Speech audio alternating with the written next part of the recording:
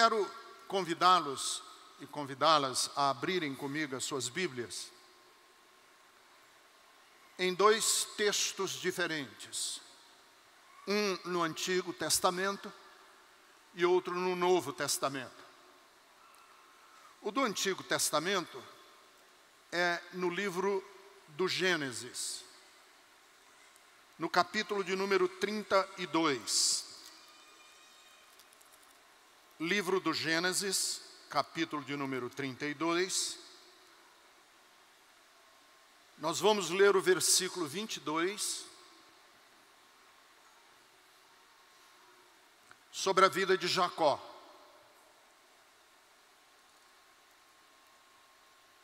Capítulo 32, versículo 22. Naquela noite, Jacó levantou-se, tomou suas 2 mulheres, suas 2 servas e seus 11 filhos, para atravessar o lugar de passagem do Jaboque. Depois de havê-los feito atravessar o ribeiro, fez passar também tudo o que possuía. E Jacó ficou sozinho. Então veio um homem. Eu quero que vocês guardem essa expressão. Veio um homem.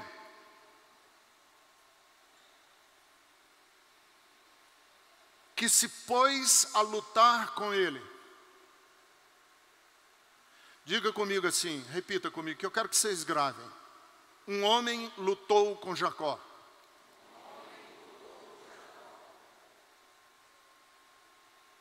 Quando o homem viu que não podia tocá-lo, que não poderia dominá-lo, tocou na articulação da coxa de Jacó, de forma que lhe deslocou a coxa enquanto lutava.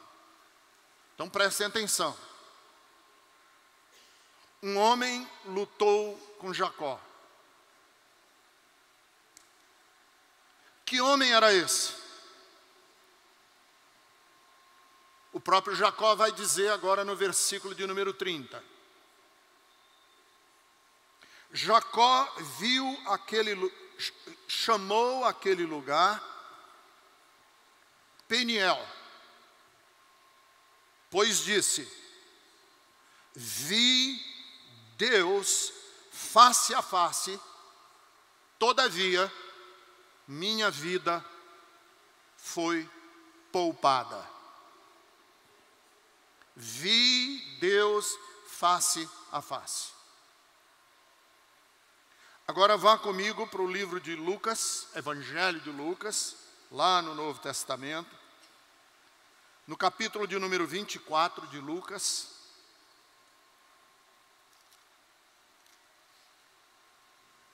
Dois discípulos de Jesus estão caminhando de Jerusalém rumo à cidade de Emaús.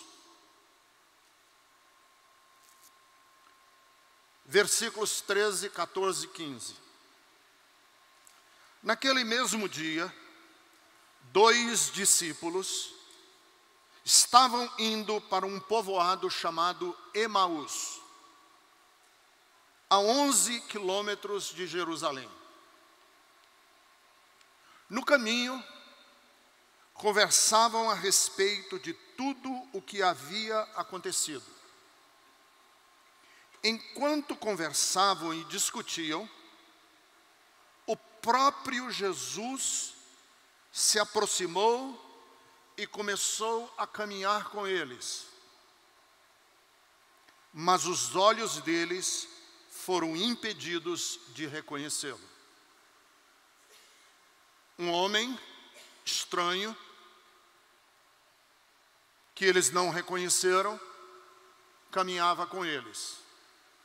Era Jesus. Um homem estranho lutou com Jacó. Era Deus.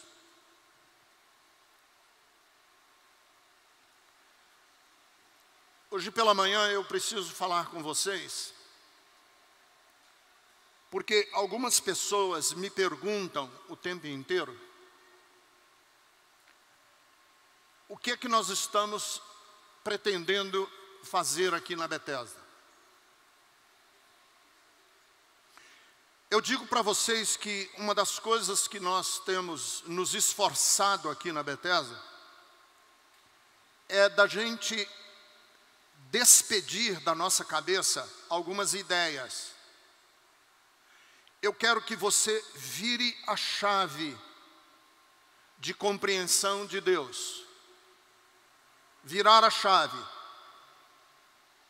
Mudar de ideia. Mudar de roupa. Aliás, hoje eu estou com uma camiseta aqui que diz: minha religião é o amor. Causa espanto.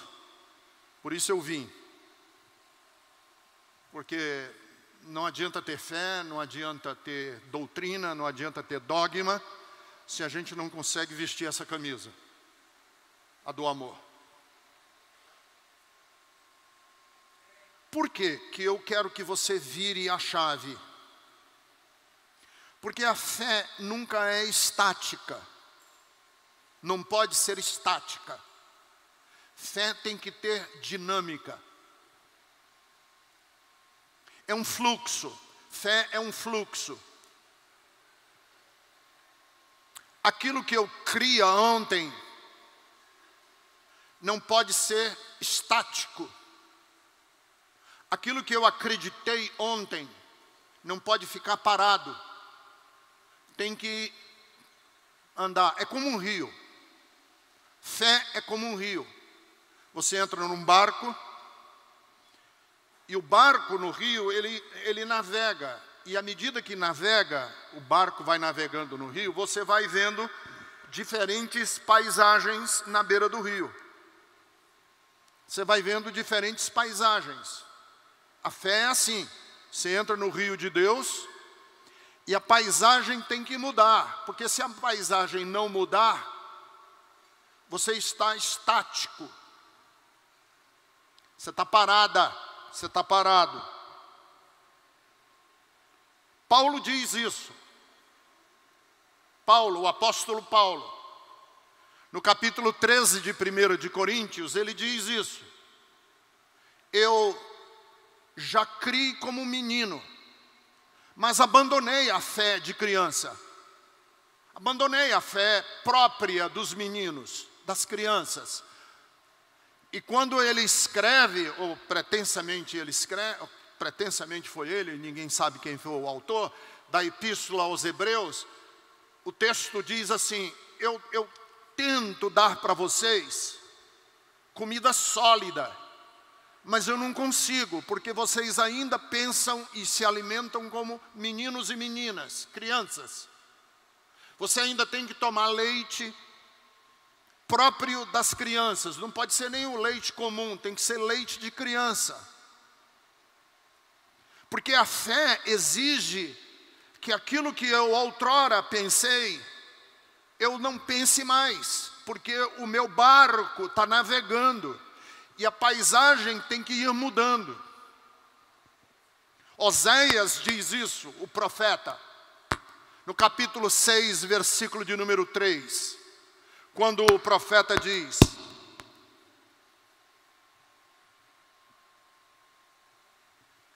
deve sou eu que estou aqui, não é nada do que vocês estão pensando, hein? O profeta diz: conheçamos e prossigamos em conhecer o Senhor. Olha o fluxo, olha a dinâmica. Conheçamos e prossigamos em conhecer o Senhor. Aí você me pergunta e diz assim: Ricardo, quais são algumas chaves que a gente tem que mudar? Uma chave que eu, por exemplo, tenho proposto à Igreja Bethesda mudar é a chave de entender Deus como um relojoeiro. Deus como um torneiro mecânico. Deus como um operador de máquina ou de robô na linha de produção de carros. Deus como um relojoeiro que põe as engrenagens no lugar. Muitos de nós acreditamos num Deus que põe engrenagens no lugar e acha que o papel da religião é engrenar a vida, colocar tudo dentro de um pacotinho direitinho. A vida da gente não é como um quebra-cabeças que tem todas as peças e a gente vai para a igreja para aprender a compor as peças. Porque quem pensa que a vida é um quebra-cabeças, quem aqui já quando era criança brincou com quebra-cabeças? Tem quebra-cabeças de 200 peças, 1000 peças. Uma vez eu me propus a fazer um quebra-cabeças de 5.000 peças. Passei 6 meses. Aí eu falei, mas que perda de tempo. Para montar um quebra-cabeça. Tem muita gente que acha que a vida é um quebra-cabeças. E que você vai na igreja, para o pastor dar para você as peças, para você montar o seu quebra-cabeça. Não, a vida não é um quebra-cabeças. A vida está mais próxima de um caleidoscópio. Quem aqui também já brincou com caleidoscópio? Aquela brincadeira de crianças que a gente mexe. E as imagens nunca são iguais. Deus não é um relojoeiro. Segundo, um Deus legislador, que determina para nós o que é certo e o errado. A gente acha, e aí eu tenho como pastor, muitas vezes pessoas me perguntando assim, pastor, isso assim, assim, assado é pecado?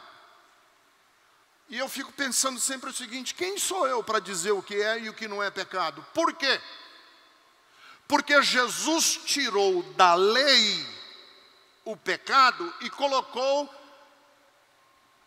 nas determinações do meu coração. O que a lei diz não é importante, porque a lei diz não matarás. O que é importante é o que você sente dentro do seu coração. Porque se você não mata porque você não tem oportunidade, você já é um criminoso. É o que Jesus diz. Aquele que odeia já é um criminoso. Não matou porque não teve oportunidade, mas é um criminoso. Terceiro, o Deus fiscal. Nós abolimos aqui da Bethesda uma musiquinha que cantava nas igrejas evangélicas. Cuidado, pezinho onde pisa, cuidado, olhinho no que vê. Nosso Pai do céu está olhando para você. Aí aqui os professores e as professoras do departamento do DAC, Deus ao alcance da criança, disseram, nunca mais vamos cantar essa música. Por quê não cantar essa música? Porque parece que Deus é um voyeur celestial, que gosta de ficar espiando a vida de todo mundo. Que Deus é um Big Brother, é uma câmera, Deus é aquela grande câmera de segurança que a gente tem no prédio e que fiscaliza a rua toda. E que Deus é esse olhar que fica olhando para você e para mim, para esperar a primeira vez que a gente pisa na bola, ou a primeira coisa que a gente faz errado no secreto, para Deus despejar marimbondo, demônio, morcego, gafanhoto em cima da sua vida e destruir com você.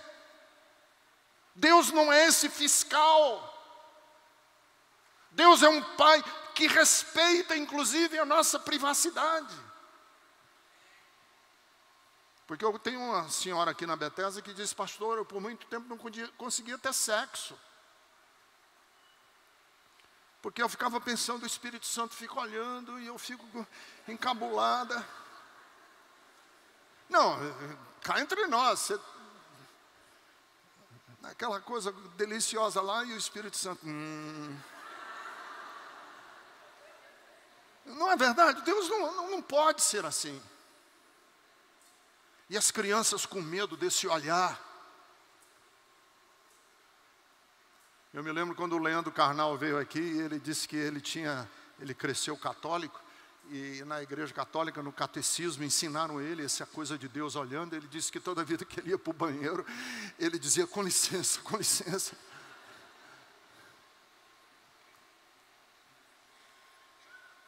O Deus milagreiro. O Deus milagreiro.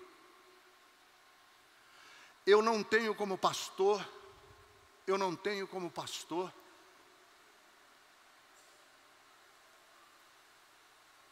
tanta dificuldade como eu tenho em lidar com a questão dos milagres. Todo debate que eu já participei aqui dentro da Bethesda, que eu abro para perguntas e respostas, a primeira coisa que as pessoas me perguntam é: e os milagres? E aí eu fico pensando assim,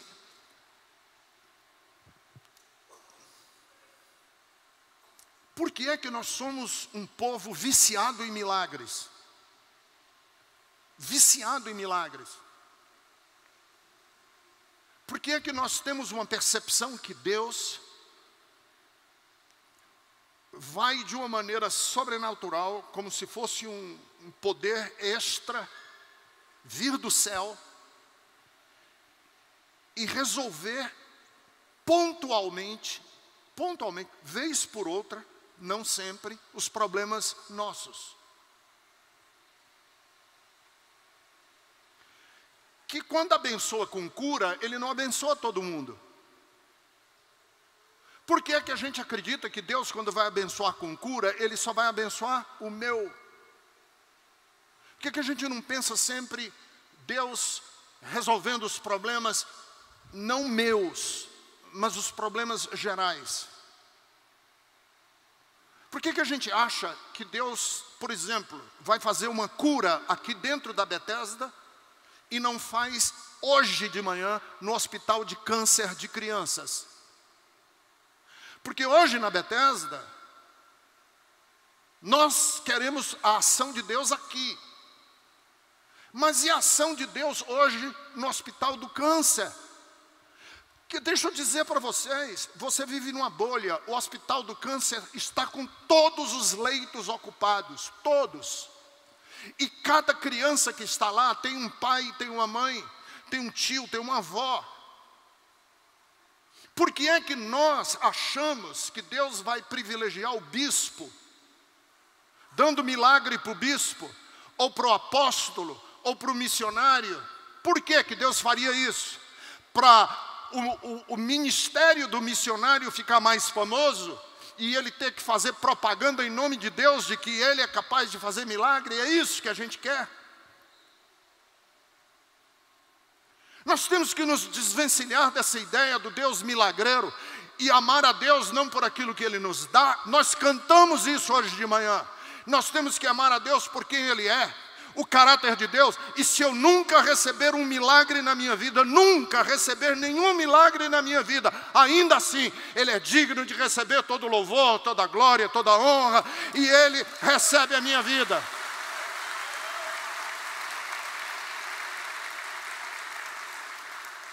Devido a isso que eu acabei de dizer,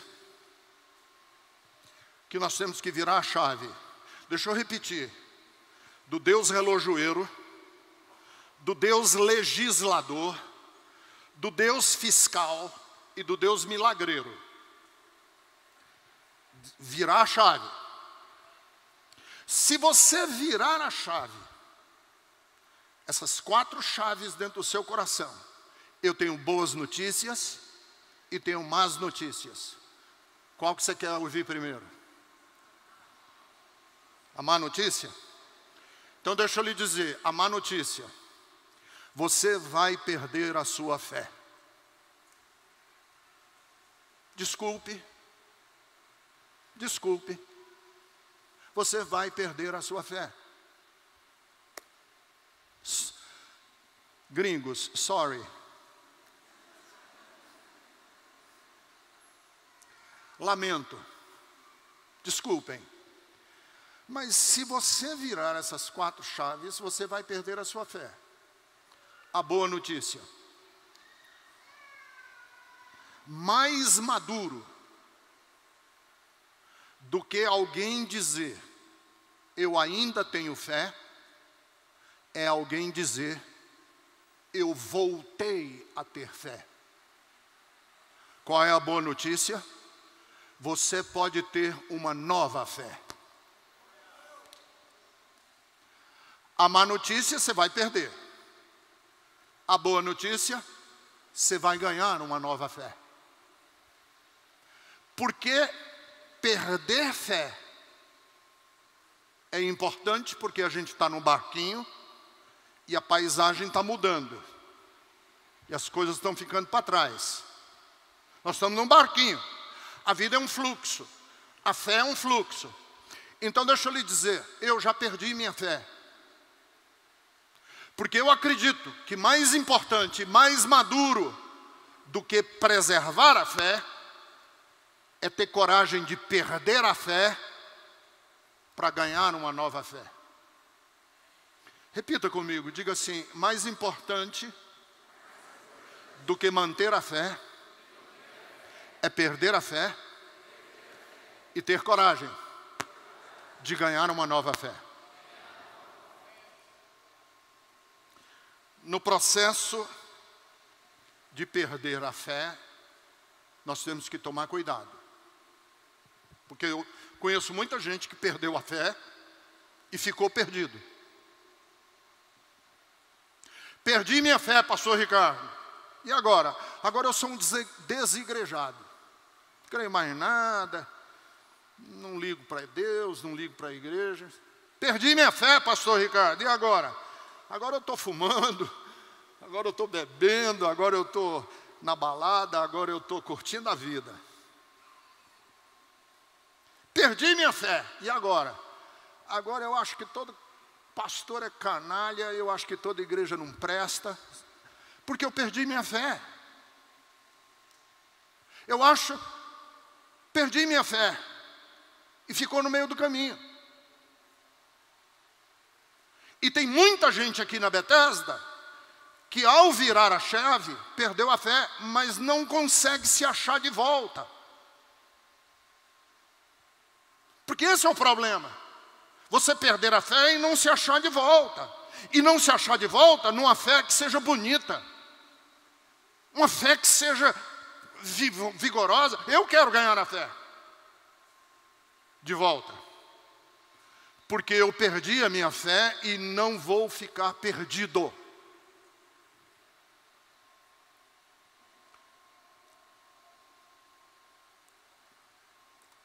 Para você ganhar uma nova fé, é preciso a gente perceber o seguinte.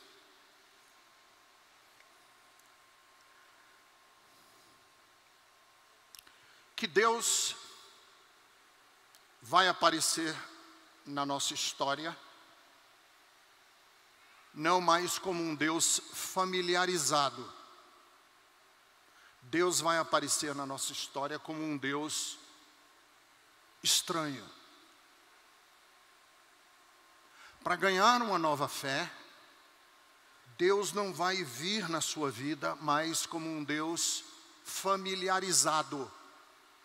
Por quê, Ricardo? Quanto mais familiarizado estivermos com Deus, mais perigo de transformá-lo em um ídolo. Quanto mais familiarizado nós estivermos com Deus, mais perigo de a gente querer transformar Deus num ídolo. Eu vou explicar.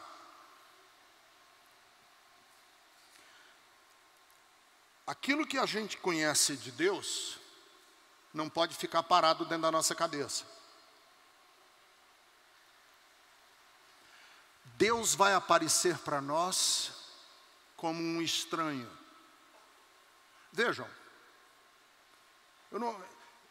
eu sei que eu vou andar aqui num território que vocês não estão acostumados, mas eu vou andar nele. Abraão, ainda nessa época se chamava Abrão, mas eu vou usar o termo que é conhecido, Abraão. O Abraão saiu de casa, abandonou os deuses dele. E esse é o chamado que todos nós temos, abandonarmos os nossos deuses o tempo inteiro. Inclusive o Deus verdadeiro, abandona ele. para que Deus venha a você de uma forma que você não espera. Deus apareceu a Abraão na forma de um sacerdote que ninguém conhecia, que ninguém sabe de onde é, de onde vinha. E a carta aos Hebreus diz que esse sacerdote era da ordem, Jesus era da ordem desse sacerdote, se chamava Melquisedeque. Quando a gente abandona uma visão de Deus, a gente se prepara para ser surpreendido pelo Deus que não cabe dentro da nossa caixinha, o Deus que não cabe dentro da nossa teologia, o Deus que não cabe dentro da nossa ideia, o Deus que é maior do que nós. Quando a gente está preparado e dizendo assim, Deus vai aparecer a mim dessa maneira, Deus diz assim, abandona essa ideia e abre caminho para eu me mostrar a você de uma maneira nova. Deixa eu dizer mais. Abraão foi visitado por Deus por um sacerdote que ninguém sabe de onde veio e nem de onde era. Se chamava Melquisedeque. Abraão está dentro da casa dele, recebe a visita de 3 viajantes, 3 peregrinos que pedem hospedagem na casa dele.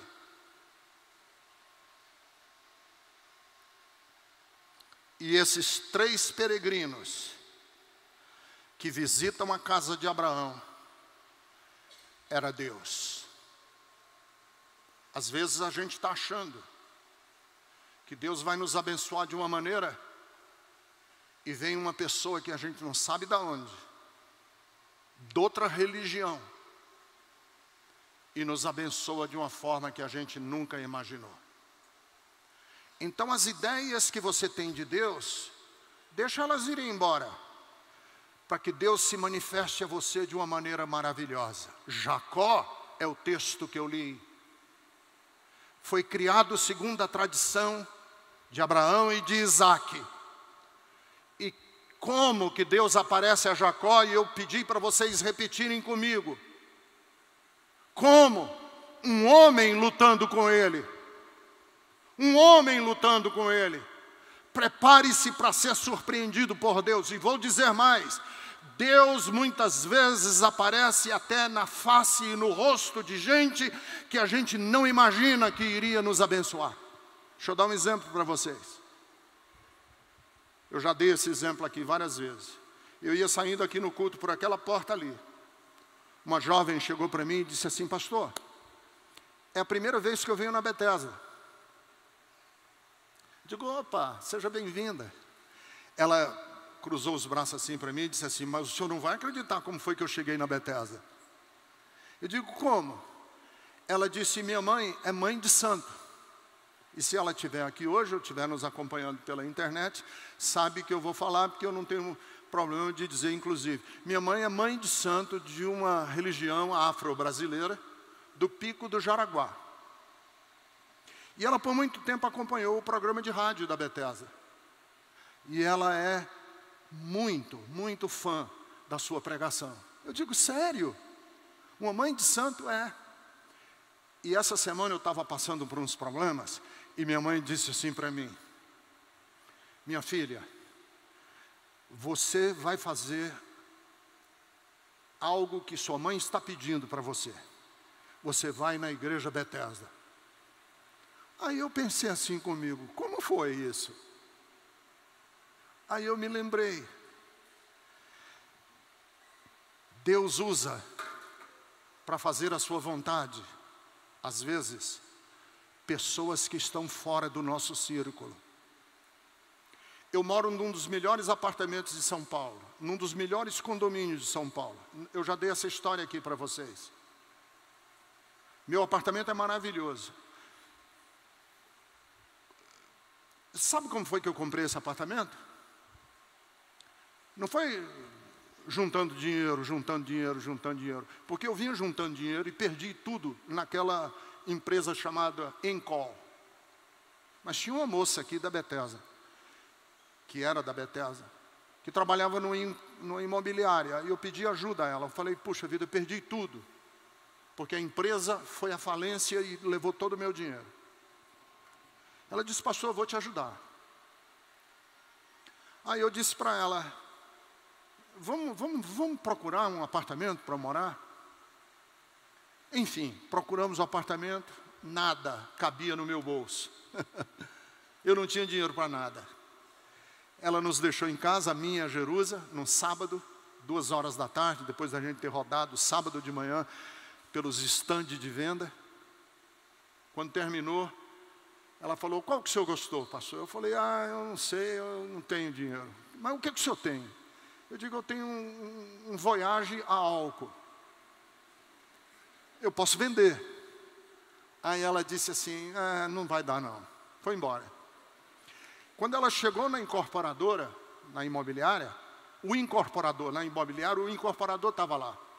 Ela falou, olha, eu preciso comprar um apartamento. Eu preciso vender esse apartamento. E aí, por favor, tira isso aqui, tira aquilo outro, tira isso, tira aquilo outro, tira isso. E aí ele falou, mas por que você está querendo tirar tanta coisa? O que você está fazendo? Ela disse, eu vou dizer a verdade para você, eu não quero vender não. Eu quero ajudar o meu pastor. Ele olhou para ela e disse, você quer ajudar o seu pastor? Ela disse, porque aí contou a história, ele perdeu tudo na Encol, perdeu todo o dinheiro.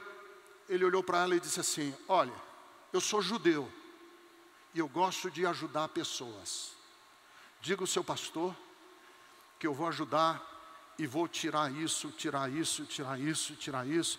E o que era para ele pagar à vista, ele vai pagar em tantos meses, sem juros e sem nada. Enfim, ele me ajudou. Aí você diz assim, Ricardo, como é o nome dessa mãe de santo? Não tenho a menor ideia.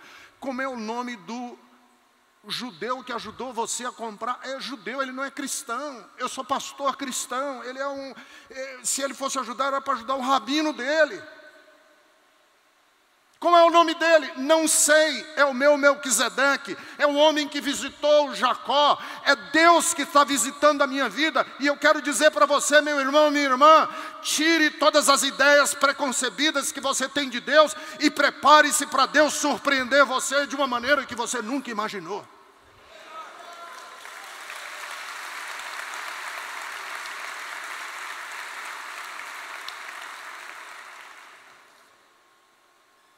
A gente só está perto de Deus quando a gente tem menos certeza.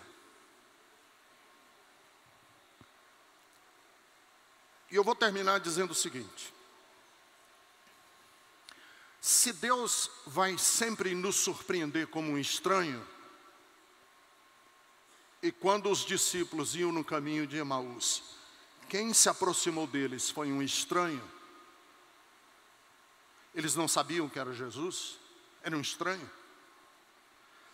A pergunta que nós temos que fazer a nós mesmos é o seguinte: a gente recebe o estranho como uma ameaça, ou a gente recebe o estranho como uma visita sagrada?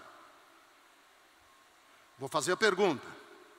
Você recebe o estranho como uma ameaça, ou você recebe o estranho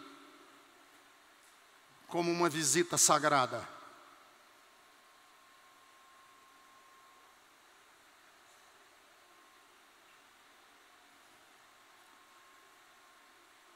Jacó lutou com alguém que o ameaçava,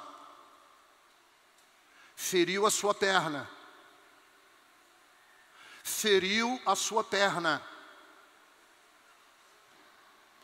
mas ele disse, eu vi Deus. Feriu a perna dele, mas era Deus. Abraão hospedou na casa dele estranhos, era Deus. Os andarilhos iam no caminho de Emaús, um estranho se aproxima deles, era Deus. Deixa eu falar. Já contei essa história, eu vou contar de novo, que eu amo contar essa história. Eu fui para a Índia. A Índia é vegetariana. Eu não sou vegetariano. A Índia tem uma comida picante, muito picante, mais do que qualquer baiano aguenta.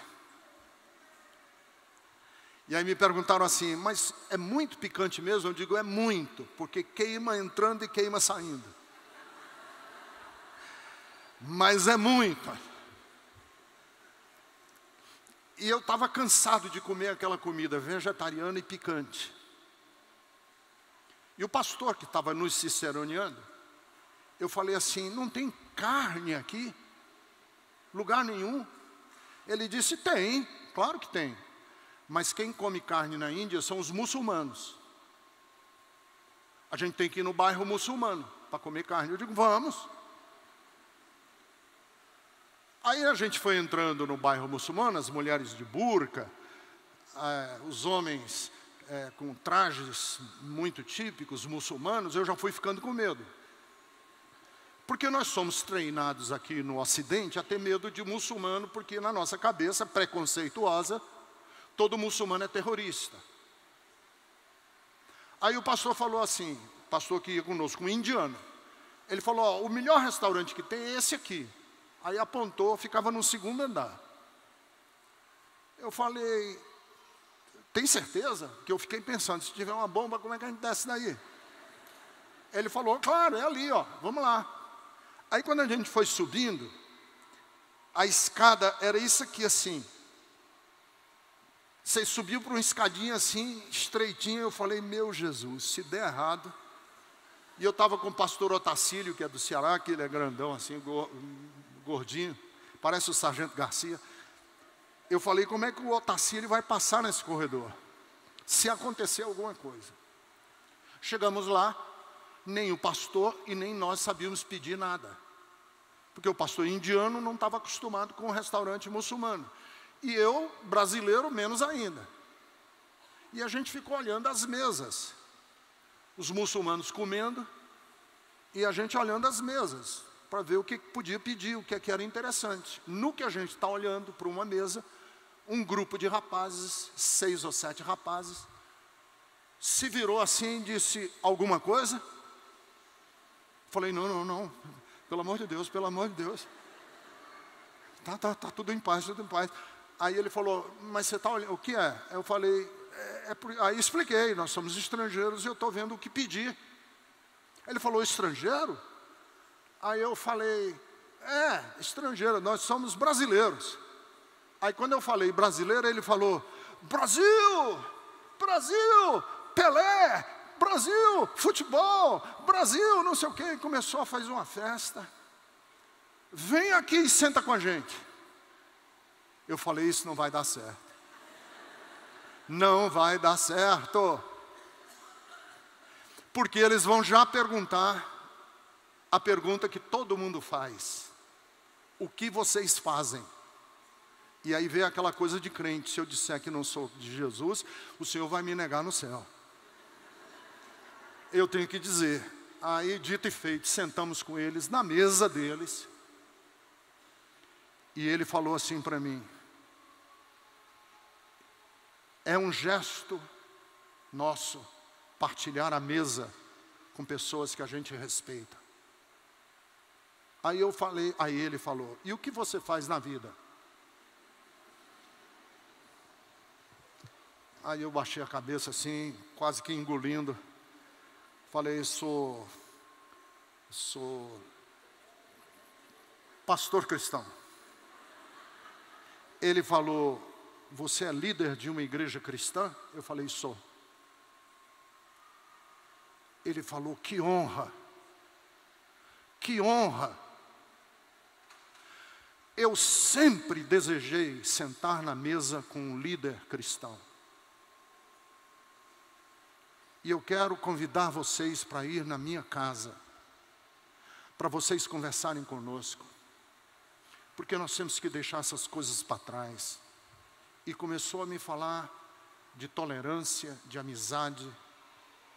E eu, que entrei cheio de preconceito, fui ficando desse tamanhozinho assim. E Deus, naquela hora, falou comigo. Quando você está na presença de um estranho, Você trata ele como uma ameaça ou como uma visita sagrada? Quando você está na presença de um estranho, você trata ele ou ela. E quando eu falo estranho, não é só de uma outra nacionalidade, não. É estranho para mim, porque não é da minha classe social.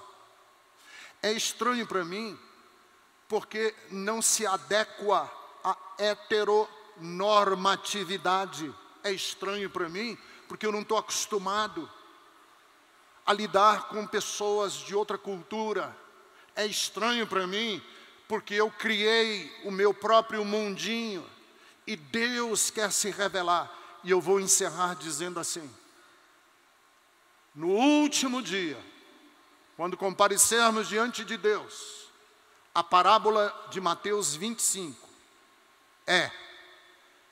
eu estava no rosto de um estranho que lhe pediu comida. Eu estava no rosto de um estranho que lhe pediu água. Eu estava no rosto de um estranho que estava preso, que era peregrino. E quando você deu um copo d'água, quando você vestiu, quando você abrigou, quando você visitou, você estava fazendo a mim, porque aquela visita não era uma ameaça, aquela visita era a manifestação sagrada de Deus na sua vida. Prepare-se, porque Deus quer visitar a sua vida de uma maneira que você nunca imaginou antes. Mas tem que virar a chavinha. E quando a gente vira a chave, a gente se prepara para ser visitado, visitada pela presença de Deus. Amém? Fique em pé em nome de Jesus.